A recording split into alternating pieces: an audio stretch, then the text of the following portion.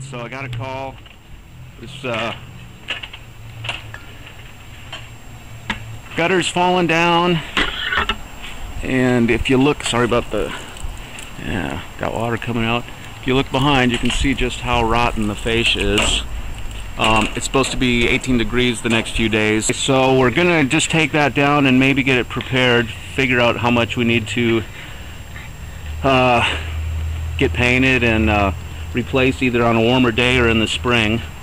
And we're just going to take the gutter down for the time being because there's no real need to have it up here. The doorway, which is right back there, is still covered. It's on the other side of that area there. So our main concern is just getting this off so the snow doesn't pull it down in the winter. So let's get to it.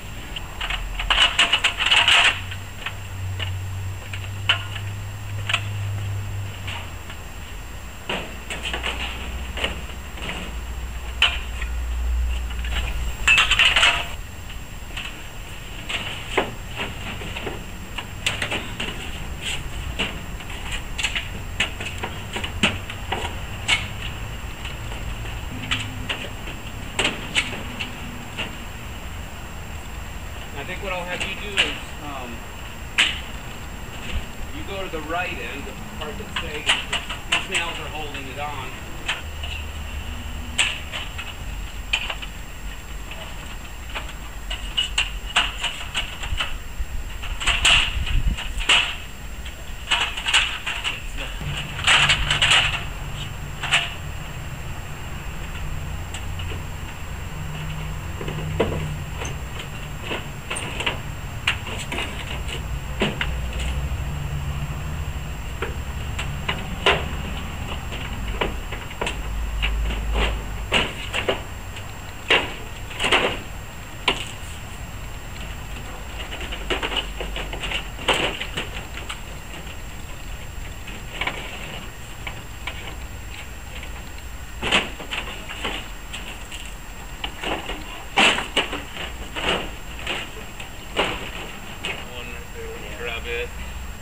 It's resting on the gutter down here, so I'm glad I'm doing this today instead of waiting for 2 more days, 3 more days.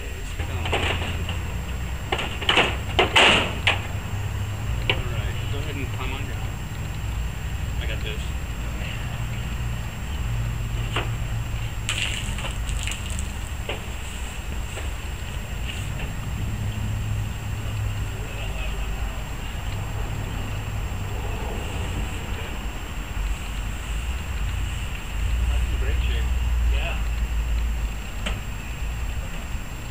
This isn't too bad here. Oh, I take that back. Nah, it's too soft.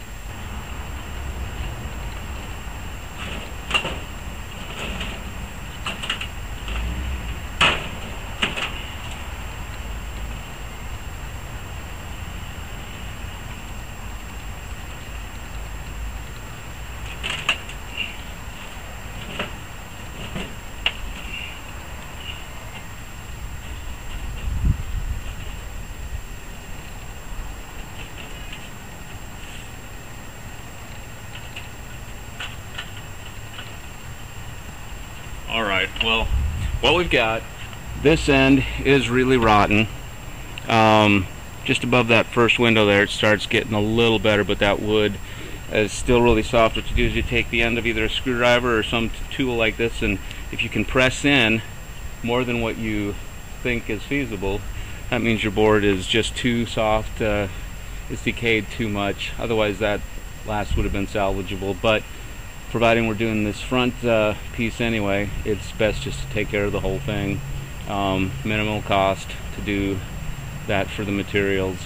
For the time being, instead of tearing down the aluminum fascia and the board behind it, what I'm going to do for right now, considering the weather we're expecting, I'm going to reattach that up there so that no further water gets behind it, and take a measurement of how long of a board we need, as well as that drip edge up there. You can see that it's also quite deteriorated.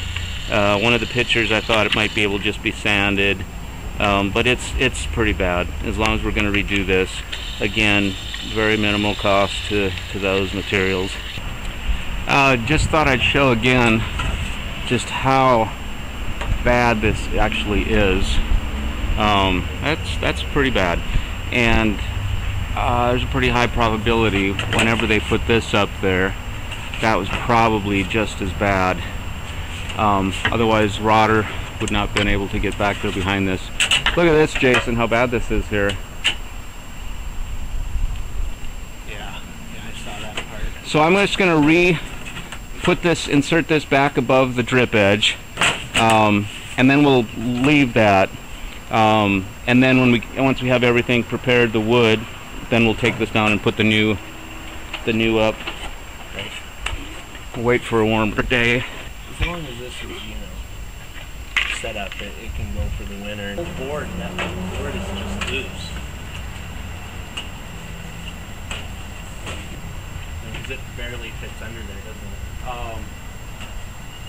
But no, that looks fine. Is it? It's 3/4 of an inch or so. You want to climb up here? Why don't you help me? Because I'm going to hold this and I can't really do that.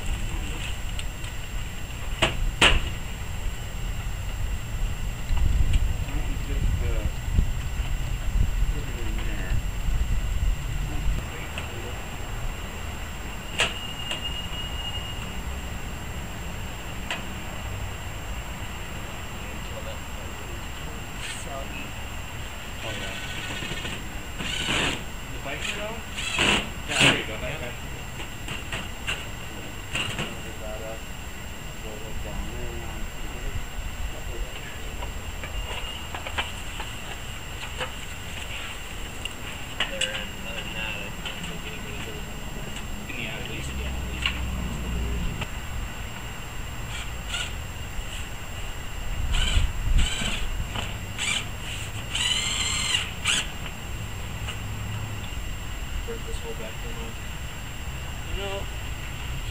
on. This is interesting. Here's part of the problem. That dip? There's a dip there? Yeah, that should be there. It's from the one, and I saw that when I was up there. I noticed this. That needs definitely.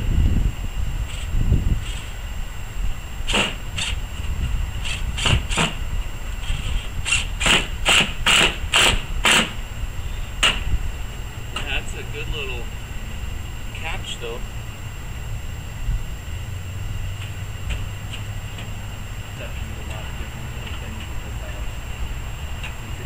Not like you're surprised, but well, things that people like to do to houses just. But what do you think of the floor in this back bedroom? I love the floor. Oh, I did that. Yeah. Okay, so look at this. Here's the problem. This is really interesting. So we have a nice little dip, and I don't know if this can catch it, but you can trust me, it's a nice little ditch. And so what happens is the water would catch in this dip and then go up behind the shingles and come in behind the drip edge, which is right there. And that is the issue.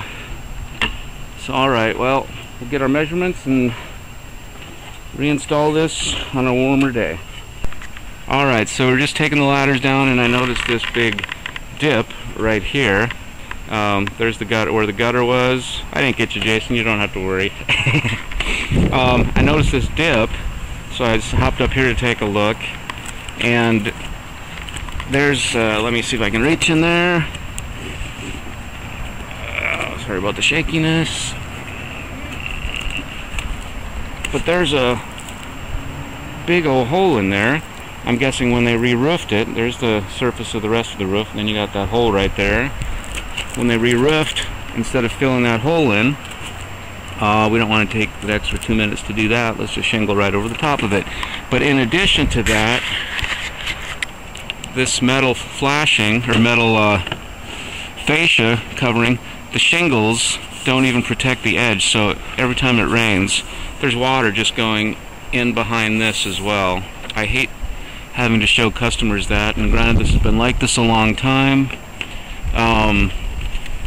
but this is actually supposed to come at least a half an inch or roughly over the edge of this, and in addition to that there should be a drip edge similar to what's on this house right here. That prevents any water from getting underneath, and these shingles also do come out and overlap just like they should. They did a nice job on that one. There we go. So that's how it should be. They could have chosen a better color, but so with that and these odd little tabs at the front hanging over, I'm not quite sure what the idea behind those is. Interesting though. Alright, got it all reattached temporarily. Not in great shape, but at least we don't have to worry about the gutters falling down. And like I say, that flashing or that drip edge is pretty rusted, so that will need to be replaced as well. And these ones look fine. I didn't see that same ditch in the shingles on this area, so hopefully this is the only area that needs to be taken care of. We'll do that when it warms up.